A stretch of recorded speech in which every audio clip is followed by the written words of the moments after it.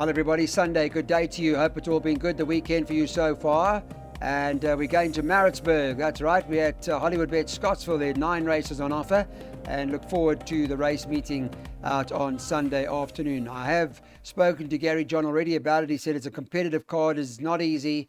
It's tricky. And so we need to prepare ourselves in terms of playing conservatively and loading up Bipots and PAs and all whatever it might be. We'll start up with race number 2 in a moment. Just a reminder about the blue voucher option. If you are looking to top up your betting platform or your betting account, consider using blue voucher. It's easy, it's simple. Once you get the hang of it, you'll be on your way and you'll get that money into your account quite easily. Second race market, Friday morning market. Remember, there's horse Cat's Pajamas, top of the boards, number 3 on the card. It's priced up at 15 to 10.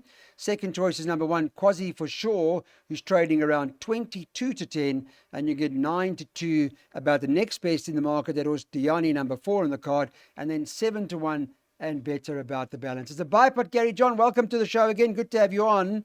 And from a Bipot perspective, what you doing? Morning, Claude, and thanks for having me on the show again, and morning to all the punters. In the first leg of my Bipot, I've gone the 2 obvious choices, Quasi for Sure and Cat's Pajamas. Just speaking on Quasi for Sure, its last run to William Robinson was a great run, and I feel if William Robinson was in this field, it would walk home. And besides on its last run, if you look at all of its draws, it's had the Quasi for Sure hasn't had any luck with its draws, and it's run great races to Winchester Mansion, beat Mexican Pete, draw 12 out of 12, 1200 Greyville. The run to Sergey, King of the Gauls. These are all great runs in my eyes. And besides being Scottsville, Greyville, the horse is versatile to both courses. Now draw 1, I feel like this horse has dropped a lot in class. If I wanted to banker it in my Bipot, and I do prefer it over Cat's Pajamas, but I wasn't taking any chances because this is Cat's Pajamas has been dropped into the deep end over here, I think, taking on Quasi for Sure. And I've got a slight question mark for the 1400 meters with Cat's Pajamas. I do feel like it will stay the 1400, but I also do feel it's a better 1000 and 1200 meter horse, but I'm leaning towards Quasi for Sure here to beat Cat's Pajamas, and my third choice will be For McGear. Thanks, Gary John. You can see there it is. The Bipot's up on screen now. Quite a tricky card. There's a banker in there, but other than that, you need a number of horses. That perm will cost you 432 Rand.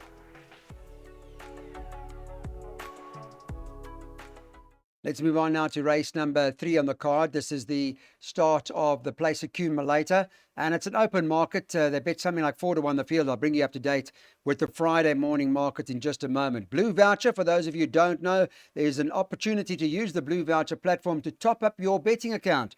Whatever betting platform you're using or whatever the case may be, blue voucher is an opportunity. Go in there and have a look and get any one of your convenience stores and use it and make habit of it, and you'll become a customer. You make it so easy for yourself.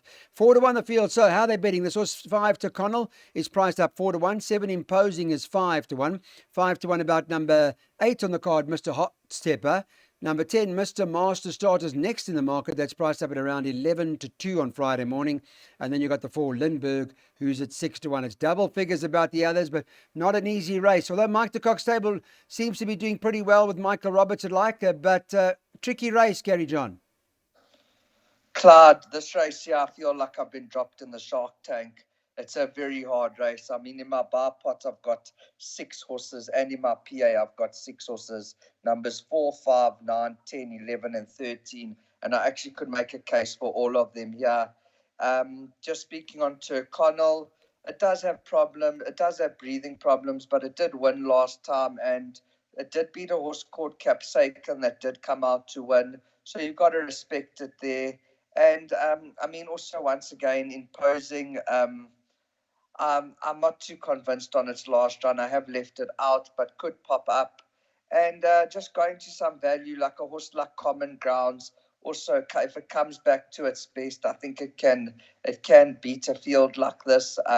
Just going back to its run to Teflon Man, I really liked it.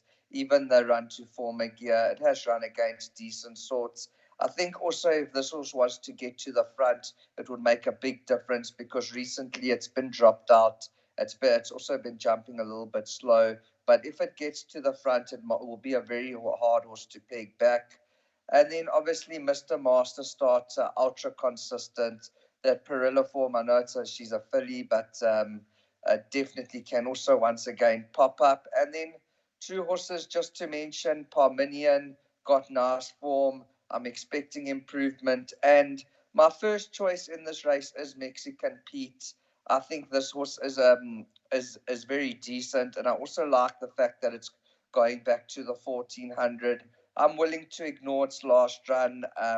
Going back to its run before 3.9 lengths to Emma Kaduma. I mean, that was a great run. 2.2 lengths quasi for sure. And that day I felt like it could have finished a lot closer. So if I had to choose my first selection, it would be Mexican Pete. But I'm not sure on this race. I must admit. Like I said, I can make a case for any horse. And once again, another horse, number 4, Lindbergh, can't leave out its last run to Kachako, a great run. But all in all, yeah, I'm not sure. Yeah, tough race, Gary John, 100%. The PA 4, 5, 9, 10, 11, 13. Friday morning, Mexican Pete, which is fancied a bit. That was 5 to 2 a place on Friday morning about Mexican Pete might be worth considering. There's the place accumulator. It's costly too, but it's competitive. It ain't easy. Take our chances and let's get on.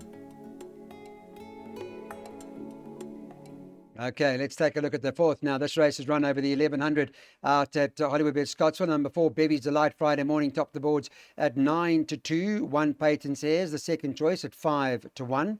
You've got 11 to 2 about that horse, 8 Captain's Christie from Mark Dixon stable. And then you get 10 to 1 and better about the others. Again, not an easy, it's a tricky race. And we'll get Gary John's view in just a moment. Blue Voucher, don't forget to top up your account using the Blue Voucher platform. And that is, you can get that at any one of your convenience stores if you're looking to do so. It is an opportunity, most convenient way of topping up your account. And once you do it, you'll keep doing it. Okay, so tell me about this race, Gary John. Peter Muscat got Bevy's Delight in here. At the moment, top of the boards, a weak mark at 9 to 2 the field. Claude, in this race, in my PA and Bipot, I bagged Bevy's Delight. I think this horse is definitely worth the price in my eyes. I mean, it's 9 to 2. I see a lot of value in it. And just, I wish it was at 1200, but I'm not too scared about the 1100 meters.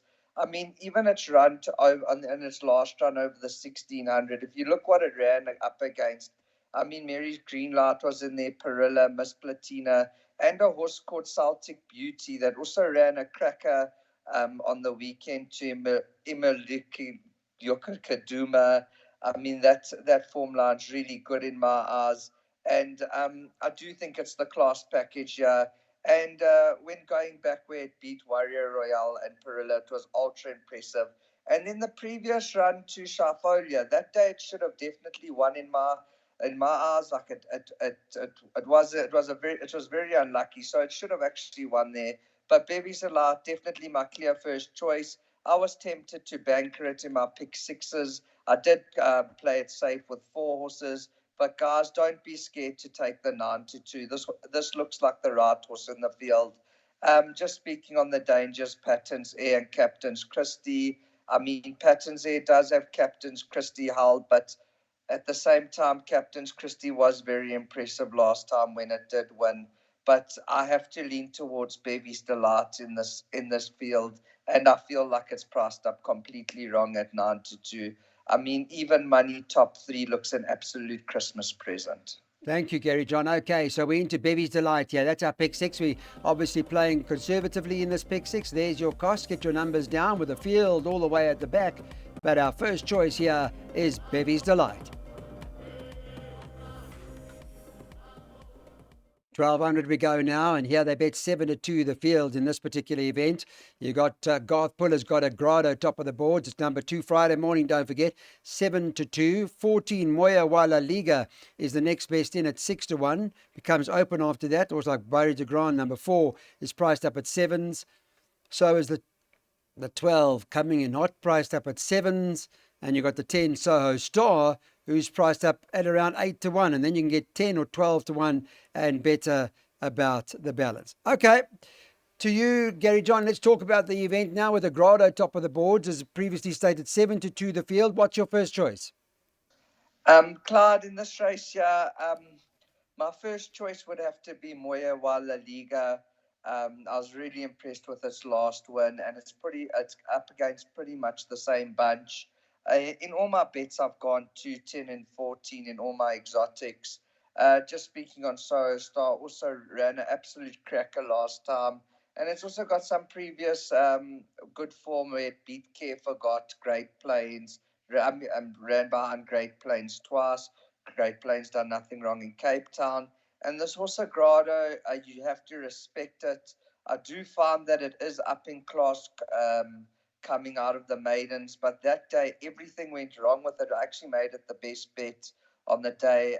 The jockey actually nearly came off the horse, and he regained his irons, then got caught up in caught up in a gap, and the horse got lucky to get through the gap, and it still won. So a lot went wrong with it, and it still won by a length. So you get the feeling this horse is above average because I mean it had no right in winning last time, and I thought I'd done my money at the 600 when the jockey's irons came out. But like I said, coming out the maidens is a strong bunch, but once again have to respect it. I like numbers 2, 10, and 14, but my first choice will have to be the consistent Moya Wala Liga.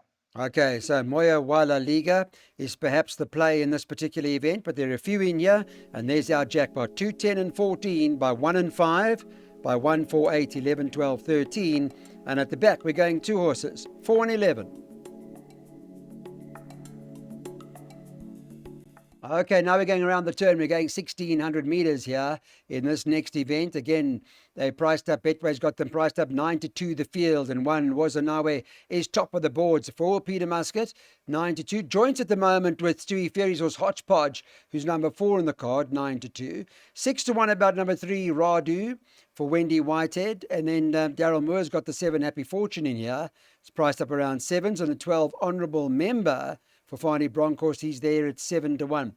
5 Mountains of the Moon, Robbie Hill's horses at 8 to 1 at this point in time, and 10 to 1 and better about the balance. I thought I saw in your play, Gary, that you were going, Gary John, 2 horses in this race. Is that correct? Yes, Clyde, I've gone 2 horses once again in all my bets. I've gone 1 and 5. I'm going to take on Hodgepodge. My reason being is that it did run behind the Ghost. This horse Hodgepodge can definitely pop up. If you want to add it in, you must add it in. But just knowing that the Ghost did beat it, and first time out, Wazanawe, the run to Magical View, Wazanawe did finish in front of the Ghost and was drawn 10 out of 10.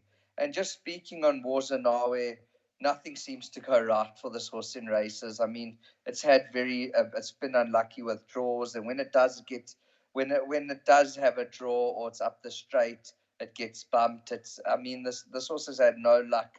I mean, today, draw 1, going the 1600 at Scottsville.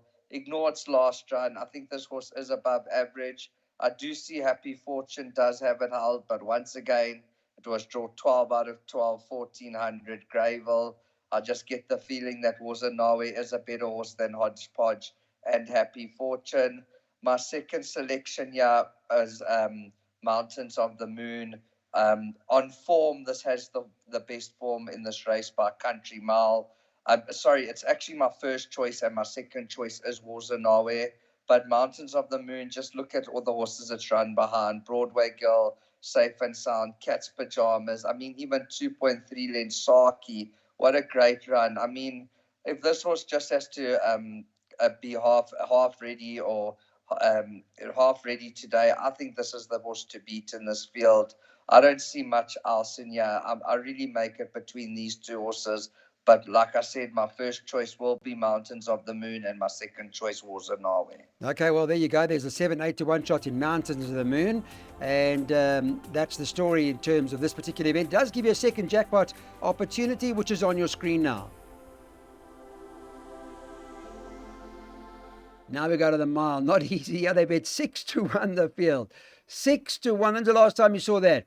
Number 2, Mvalelo for Mike de Kock, tops the board, 6-1 Friday morning. 11, Nocturnal Flight, Peter Muscat, also that price, around 6-1. 7-1, the 4, Master of Destiny. 13, Go Grayston Go is trading around 7-1 too. Then you've got JP's Palace, number 15, who's next in at 8-1. 9-1 about the 3 Jazz Festival, and then 10-1 about 1 Ralph the Rascal. So most of them quoted, but it's one of those cases. Mike de Kock is top of the boards with Peter Muscat, but they are trading 6-1. Open, I take it, Gary? Very open, Cloud. Once again, a tough contest. My value play comes up in this race. It's called Down by the River. I really hope it goes handy today. The run that sticks out to me is the run to Harley Street.